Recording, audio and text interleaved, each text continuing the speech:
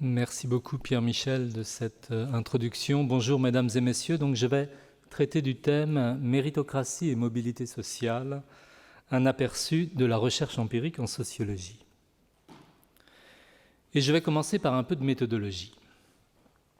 Lorsque les sociologues s'intéressent à la mobilité sociale entre générations et à son évolution, eh bien usuellement ils travaillent sur des tableaux d'enquête qui croisent la position sociale d'individus adultes avec celle d'un de leurs ascendants, usuellement leur père, au cours de leur jeunesse. Et à partir de ces tableaux, les sociologues distinguent entre, d'une part, le point de vue de la mobilité observée, ce qu'on appelle aussi les taux absolus de mobilité, et le point de vue de la fluidité sociale, ce qu'on appelle aussi les taux relatifs de mobilité. Et c'est le second point de vue qui renseigne sur l'inégalité des chances sociales. De même, pour étudier le lien entre origine sociale et niveau d'éducation atteint, les sociologues s'intéressent à des tableaux d'enquête croisant le diplôme le plus élevé obtenu par des individus adultes avec la position sociale d'un ascendant, usuellement le père, et de même, ils distinguent entre le point de vue de ce qu'on peut appeler, je mettrai des guillemets volontiers, la massification, donc les taux absolus, et le point de vue de la démocratisation stricto sensu, les taux relatifs. Donc c'est le second point de vue qui renseigne sur l'inégalité des chances scolaires. Et voilà, pour rendre plus concret mon propos, une société fictive où n'existe que deux positions sociales, celle de cadre et celle d'ouvrier, et dans laquelle on a étudié la mobilité sociale entre générations à deux dates, T1 et T2. Vous voyez qu'à chaque date, on a interrogé 1000 individus. À chaque date, il y a 200 fils de cadre et 800 fils d'ouvriers. Mais vous voyez en revanche que de T1 à T2, la société s'est en quelque sorte tertiarisée, puisqu'on est passé de 25% de cadres, 250 cadres, 750 ouvriers en T1, à 35% de cadres en T2. Et à partir de ces données fictives, eh bien, je dis que dans cette société, la mobilité observée a augmenté. Notamment, on voit que la proportion totale d'individus mobiles, les individus hors diagonale, a augmenté. Elle est passée donc de 20% en T1 à 25% en T2.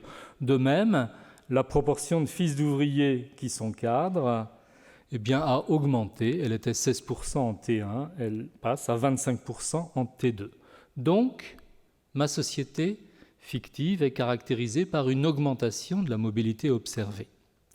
En revanche, j'ajoute que dans cette société fictive, la fluidité sociale ou l'inégalité des chances sociales sont demeurées strictement inchangées, car en T2 comme en T1, les chances d'être cadre plutôt qu'ouvrier sont toujours 9 fois plus fortes pour les fils de cadre que pour les fils d'ouvriers. Vous voyez la quantité qui est calculée tout en bas de ma diapositive. Effectivement, c'est le rapport de deux rapports. C'est une statistique connue sous le nom de Odds ratio, inventée ou découverte par George Eudney Youle en 1900 et qui dispose de propriétés statistiques importantes.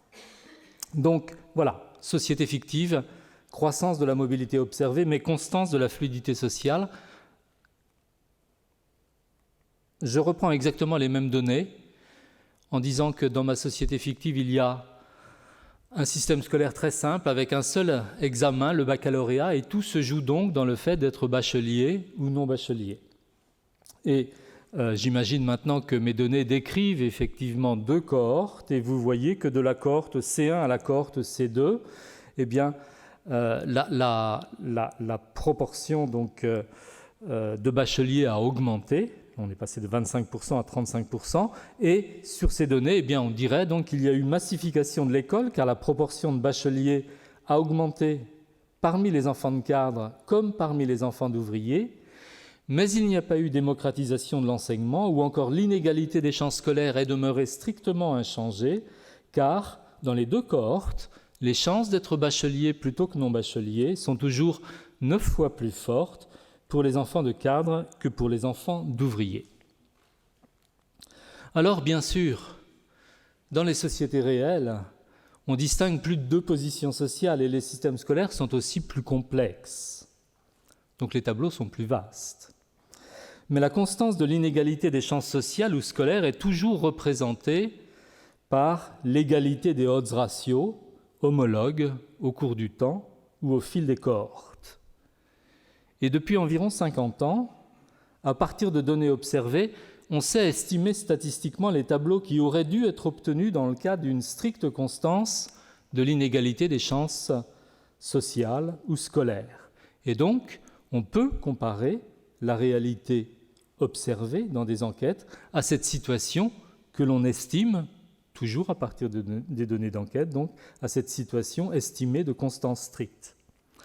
Et de même, depuis plus récemment, mais tout de même 30 ans, on sait estimer statistiquement une situation de transformation de la force générale de l'association entre origine et position sociale, ou entre origine sociale et niveau d'éducation obtenu. Pour finir très rapidement avec ma société fictive, voilà un exemple fictif d'augmentation de la fluidité sociale. Les tableaux sont très simples, et on peut dire ceci. Si dans cette société, la fluidité sociale avait été rigoureusement constante, alors, à chaque date, ce sont 850 des 1000 fils de cadres qui devraient eux-mêmes être cadres et 850 des 1000 fils d'ouvriers qui devraient eux-mêmes être ouvriers. Et le odds ratio vaudrait environ 32. En réalité, la fluidité sociale a augmenté, car ce même odds ratio valait 81 en T1, il a été réduit à 16 en T2, et on dira que la fluidité sociale a augmenté de 37%, car log de 16 sur log de 81 égale 0,63. Il faut passer par les logs pour des raisons techniques que je n'explique pas maintenant. Mais mon point, et c'est un point important, en fait, c'est une mesure. Donc, vous voyez, mon tableau a un petit peu bougé, mais pas beaucoup. Et je dis la fluidité sociale a augmenté de 37% au sens du logarithme du odds ratio. Donc, c'est une mesure très sensible de l'évolution intervenue. En effet, à une variation de 37% dans le logarithme des odds ratios ne correspond en réalité qu'un déplacement de 10% des individus à l'intérieur du tableau de mobilité observé en T1 pour que celui-ci devienne identique à celui observé en T2. Donc, vous avez là une clé pour ne pas surinterpréter les variations de valeurs que je vais présenter dans la suite, en fait. Alors, dans les années 1980 et 1990, la recherche sociologique internationale sur ces questions est dominée par la thèse de la constance de la fluidité sociale et de l'inégalité des chances scolaires. Plus précisément, on est impressionné par le degré auquel le modèle statistique de constance s'avère proche des données réellement observées. Et ceci est tout à fait visible en fait dans le titre de 2 ouvrages qui ont marqué en fait ce champ de recherche, donc des ouvrages fondés sur des comparaisons internationales. Robert Erickson et John Goldthorpe, 1992, The Constant Flux, A Study of Class Mobility in Industrial Societies, et l'ouvrage édité par Yossi Shavit et Hans-Peter Blossfeld, Persistent Inequality, Changing Educational Attainment in 13 Countries.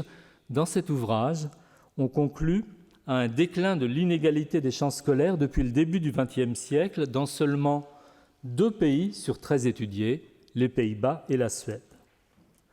Mais depuis la fin des années 90, en fait, on a commencé à remettre en cause cette conclusion de stricte constance. Et vous voyez ici, en fait, à partir de données françaises, les enquêtes formation-qualification professionnelle entre 1977 et 2015, vous voyez en fait l'ensemble des odds ratios calculés à partir des 4 grands groupes socioprofessionnels de salariés. Et je prends juste la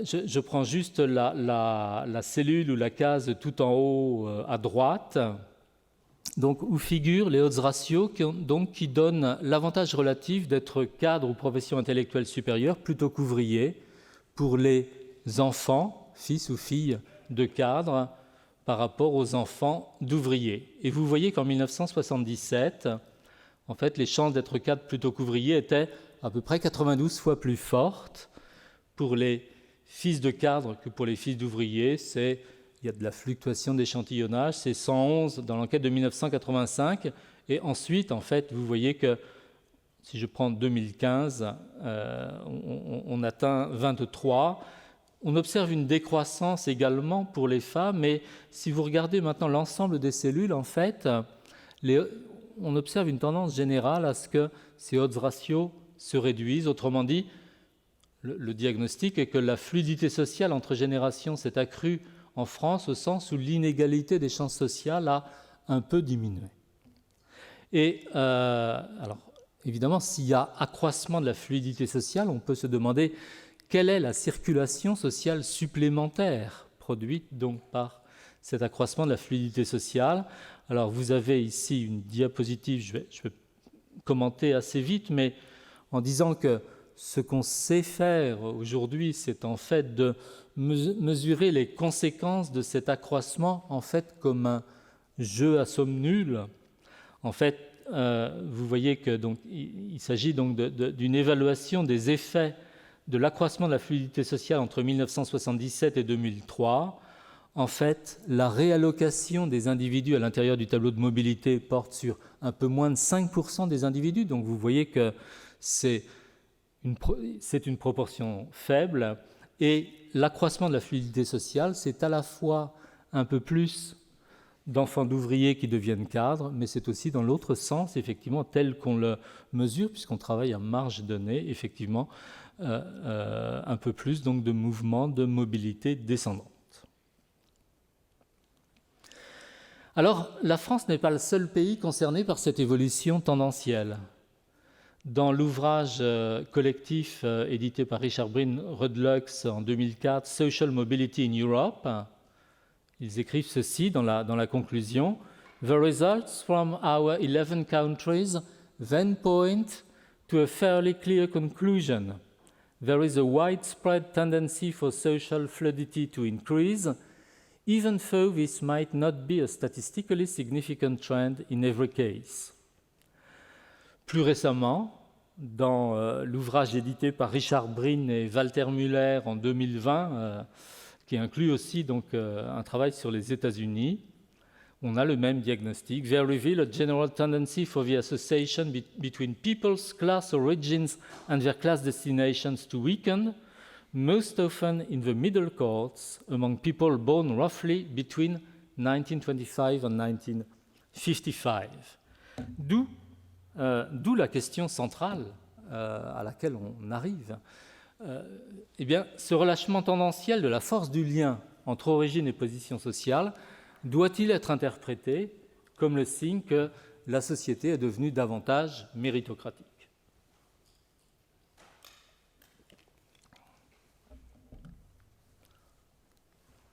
Alors, à ce stade de l'exposé, il est important peut-être de revenir très rapidement sur les thèses, à bien des égards optimistes, qui avaient été formulées par la sociologie américaine des années 60 et 70 à propos de l'évolution générale des sociétés modernes.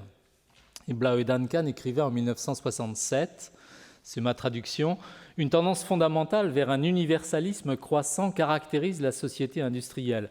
Blau et Duncan s'attendent à ce que, traduction également, le statut acquis d'un homme, c'est-à-dire ce qu'il a accompli du point de vue de quelques critères objectifs, devienne plus important que son statut hérité, c'est-à-dire ce qu'il est au sens de la famille dont il est originaire. » Donald Treman, également en 1970, écrivait « Le niveau de transfert direct de statut des parents aux enfants irait en diminuant avec le processus d'industrialisation d'une société. » Enfin, Daniel Bell, « La société post-industrielle, dans sa logique initiale, est une méritocratie. »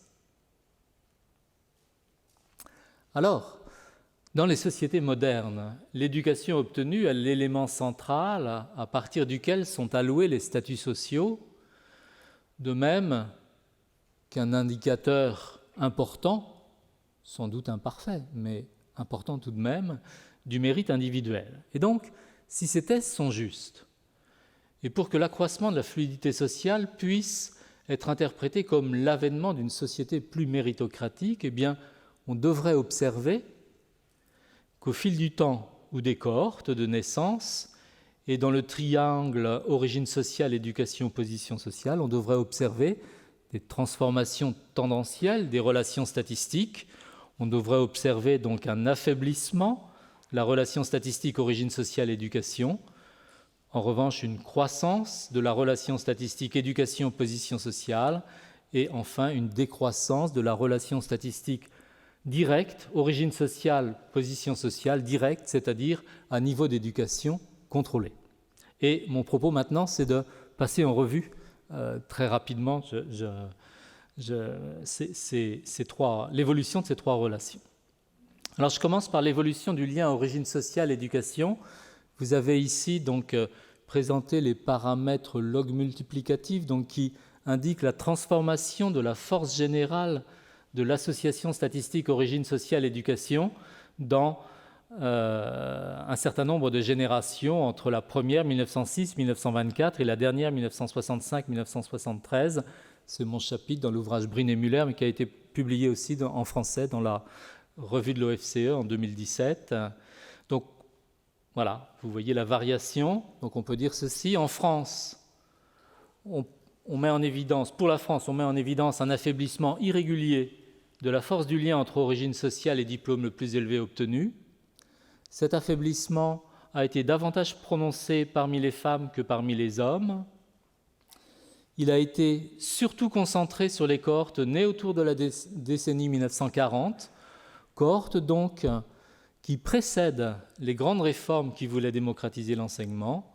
Et après, en fait, ces cohortes, eh bien, on a une espèce de quasi-plateau. Et enfin, on a pu mettre en évidence que ce mouvement avait été en fait principalement porté par l'amélioration des destins scolaires des enfants d'agriculteurs exploitants et d'ouvriers agricoles. Cependant, et au-delà du seul niveau de diplôme, la prise en compte du versant qualitatif des inégalités via, par exemple, la filière de formation suivie est susceptible d'infléchir la conclusion. En particulier, entre les décennies 60 et 2000, il y a eu réduction des écarts sociaux dans l'obtention du baccalauréat quel qu'il soit, mais ce mouvement disparaît si l'on prend en compte le type de baccalauréat obtenu, général, technologique ou professionnel. C'est ce que j'avais montré dans un papier écrit avec Mathieu Ichou et publié dans la Oxford Review of Education en 2011. Ou encore, la réduction des écarts sociaux est de plus en plus faible à mesure que l'on considère un baccalauréat plus prestigieux. Voilà l'exemple précisément, c'est tiré du même travail. Vous voyez que colonne de gauche, c'est le panel d'élèves entrés en sixième en 1962, colonne de droite, le panel d'élèves entrés en sixième en 1995. Première ligne, obtenir un baccalauréat quel qu'il soit, le odds ratio entre les enfants de cadre et les enfants d'ouvriers diminue de 9 dans le premier panel à 5,2 dans le second. La diminution est significative. Si on regarde obtenir un baccalauréat général plutôt que non, on a également une diminution un peu plus faible, de 11,1 à 8,9, mais elle est significative. Si on regarde maintenant obtenir un baccalauréat général de type scientifique et encore plus obtenir un baccalauréat général de type scientifique maths-physique, eh bien vous voyez que la réduction du odds ratio devient extrêmement ténue et en fait elle n'est plus statistiquement significative. Il n'y a plus, je peux utiliser mon pointeur, il n'y a plus d'étoiles ici dans le rapport des deux odds ratios. Donc vous voyez, j'ai voulu prendre cette diapositive parce que je trouve que c'est un bon exemple de la façon dont on peut voir comment en fait une conclusion sociologique s'infléchit lorsque on change la focale. On est passé d'un baccalauréat quel qu'il soit à le baccalauréat général scientifique maths-physique. Alors tout de même, le dernier travail de grande ampleur sur ces questions, c'est l'article publié par Julie Falcon et Pierre Bataille dans European Sociological Review 2018. En fait, ils utilisent toutes les enquêtes emploi annuelles entre 1982 et 2014 pour étudier la variation de l'inégalité des chances scolaires dans 11 cohortes de naissance entre 1918 et 1984, en détaillant finement les diplômes de l'enseignement supérieur. Et c'est une phrase tirée du résumé. We demonstrate that social background inequality in terms of access to higher education has diminished across cohorts, even within the highest and most selective educational levels, such as the grandes écoles.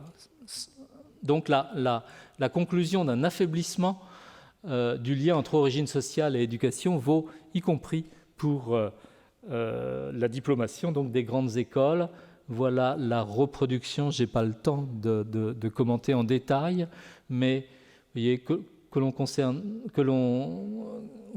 considère l'ensemble des niveaux de diplôme ou différents niveaux dans l'enseignement supérieur, vous observez donc toujours ces courbes déclinantes. Je passe maintenant à l'évolution du lien éducation-position sociale et je présente toujours donc mes paramètres log multiplicatifs au fil de mes cohortes. C'est dans le même travail. C'est fixé à 1 dans la première cohorte et c'est estimé donc, pour les autres. Et donc vous voyez qu'à partir de ces valeurs, on peut conclure ceci. Donc on observe un affaiblissement de la force générale du lien entre niveau d'éducation atteint et position sociale occupée. Cet affaiblissement est en fait davantage prononcé parmi les femmes que parmi les hommes, et en fait, il débute plutôt chez les femmes, à la cohorte 1925-1934, que chez les hommes, la cohorte 1935-1944.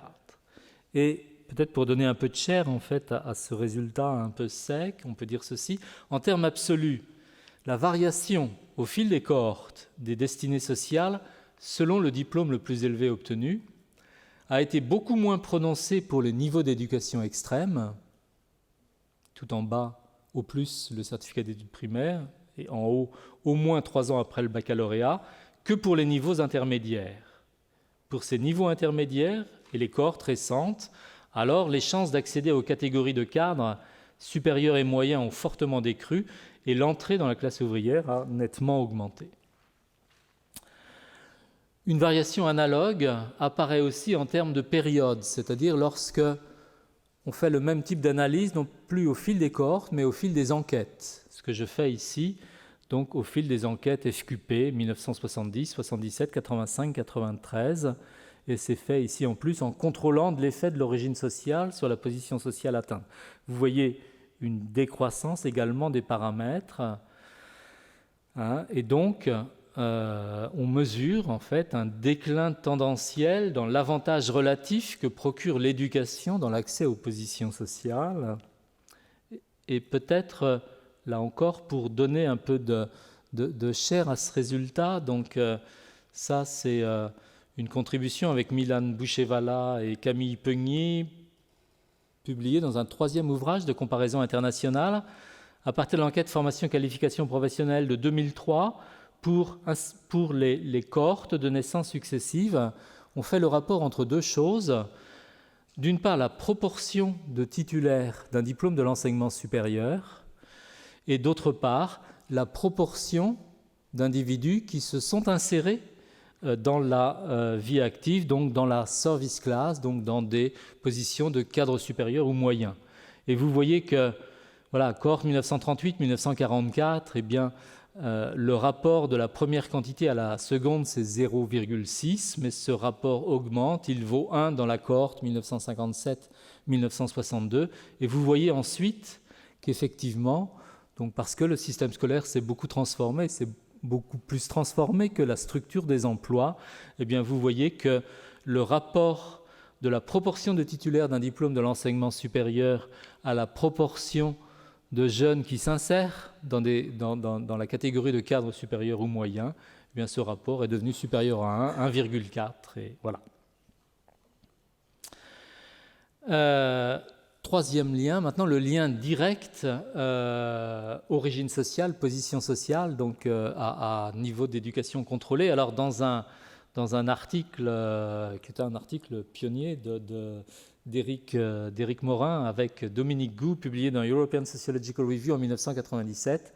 Dominique et Éric écrivaient « There is no evidence of a decline of the OD, Origin Destination, Net Association ».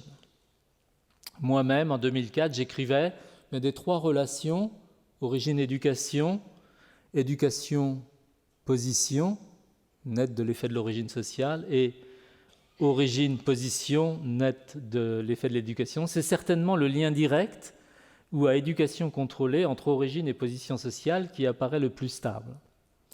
Alors, dans le travail avec Milan Bouchevala et Camille Peugny, on a regardé ça de nouveau et on conclut qu'à un âge plus avancé, en fait, dans la carrière professionnelle, eh bien, on conclut que l'ascription, l'effet du background, l'effet de l'origine sociale, n'a pas significativement diminué en France au cours des décennies récentes, même lorsqu'on fait l'hypothèse que les rendements de l'éducation, en fait, sont restés constants. Et lorsqu'on relaxe cette dernière hypothèse, en fait, autrement dit, lorsqu'on prend en compte le fait que, précisément, comme je l'ai montré précédemment, les rendements de l'éducation ne sont pas restés constants, en fait, on observe plutôt donc un accroissement, effectivement, de l'effet de l'origine sociale, donc sur la position professionnelle atteinte, à la fois dans le premier emploi et dans l'emploi au moment de l'enquête, pour la cohorte la plus récente qu'on étudiait, 1969-75, et pour l'enquête la plus récente. Et on écrivait « The second educational expansion that took place in France does not appear to have achieved its goals in terms of reducing ascription effects on the labor market ». Alors, tout de même, un dernier travail que j'ai effectué avec Céline Goffet et qui est publié dans un ouvrage essentiel CEREC, qui compare en fait les enquêtes génération de 1992 et 2010. En fait, on voyait ceci. Pour les jeunes qui ont quitté le système scolaire en 1992 et ceux qui ont fait de même en 2010, la qualité de l'emploi qu'ils occupent 5 ans après, donc évalué par le statut socio-économique de la profession et le salaire perçu, dépend en premier lieu du diplôme qu'ils détiennent. Au-delà de cela, on observe encore, à diplôme égal, des écarts modérés mais systématiques liés à la catégorie socio-professionnelle des parents comme au niveau d'études des parents. Toutefois, ces écarts sont plus faibles pour la génération 2010 que pour la génération 1992, et on écrivait donc le poids propre du milieu familial paraît donc s'être atténué en 2 décennies. Donc vous voyez, sur des données qui sont en fait des données plus récentes et qui sont les données des enquêtes génération, en fait on a un signal différent de ce que je présentais donc dans la diapositive précédente. Alors, en fait, voilà, j'ai parlé des 3 liens. C'est en fait un petit peu plus compliqué que ça. Il faut que j'évoque ce qu'on appelle en fait l'interaction entre éducation, origine sociale et position sociale. Et en fait, c'est ceci. Le lien direct entre origine et position sociale, en fait, varie selon le niveau d'éducation obtenu. Il est tendanciellement plus faible à mesure que l'on considère un niveau d'éducation plus élevé. Et vous le voyez dans la variation des paramètres au fur et à mesure qu'on considère des diplômes plus élevés pour les hommes ou pour les femmes. Autrement dit, on peut dire ceci. Au niveau d'éducation plus élevé, la position sociale atteinte est donc moins affectée par l'origine sociale. En d'autres termes, l'allocation du statut est plus méritocratique, entre guillemets. Et puisque l'expansion de l'enseignement au fil des cohortes renforce l'importance relative, l'importance numérique des diplômes plus élevés, ça crée un effet de composition qui contribue à l'augmentation de la fluidité sociale entre générations. Ce même fait stylisé, il apparaît aussi dans une analyse au fil des enquêtes. Enquête formation-qualification professionnelle de 70 à 93. Cependant, la pente de la droite déclinante qui résume l'affaiblissement du lien entre origine et position sociale à mesure que l'on considère des diplômes plus élevés diminue au fil des enquêtes. Vous voyez que la pente, c'est pour les hommes, c'est moins 0,068 en 70, mais ce n'est plus que moins 0,033 en 93. Vous avez une variation aussi pour les femmes. Et donc, j'écrivais ceci, en fait, donc, à mesure que qu'il y a une expansion de l'éducation et que donc les catégories donc, de diplômes plus élevés donc, croissent en importance, eh bien, la capacité d'une éducation plus élevée à affaiblir l'effet ascriptif, en fait, diminue. Et on peut probablement interpréter ce résultat donc, dans le cadre de la théorie du signal, par exemple, comme l'éducation de niveau supérieur donc, est moins rare en 1993 qu'en 1970, eh bien, ça pourrait représenter un signal moins fort et ça pourrait donc produire un effet en quelque sorte moins puissant donc, pour réduire l'effet donc, de l'origine sociale. Et dernier travail, alors Julie Falcon et Pierre Bataille reprennent ça aussi dans leur article de 2018. Et en fait, ils montrent que pour les hommes et les femmes, l'effet ascriptif est le plus faible pour un diplôme de 3 ou 4 ans après le baccalauréat, c'est-à-dire ici, mais en fait réaugmente ensuite un diplôme de 5 ans ou plus après le baccalauréat, ici, et diplôme de grande école. Autrement dit, voilà, c'est un peu plus compliqué en fait que ce qu'on avait vu précédemment.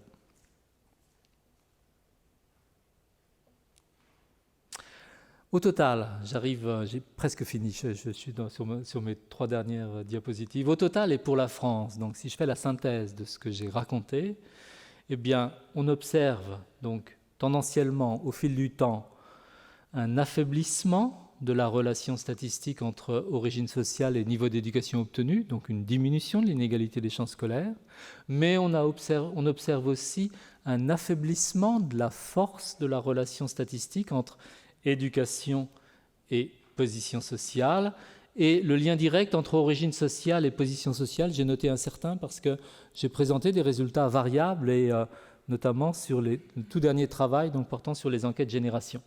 Et en plus de ça, il y a aussi l'interaction entre éducation, origine sociale et position sociale, qui a une forme en U, confère Falcon et Bataille, la diapo précédente, et qui semble aussi s'affaiblir au fil du temps.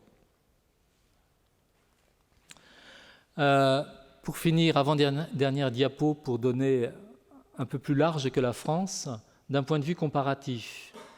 Dans l'ouvrage Social Mobility in Europe, on pouvait analyser le triangle OED comme ceci pour 5 pays.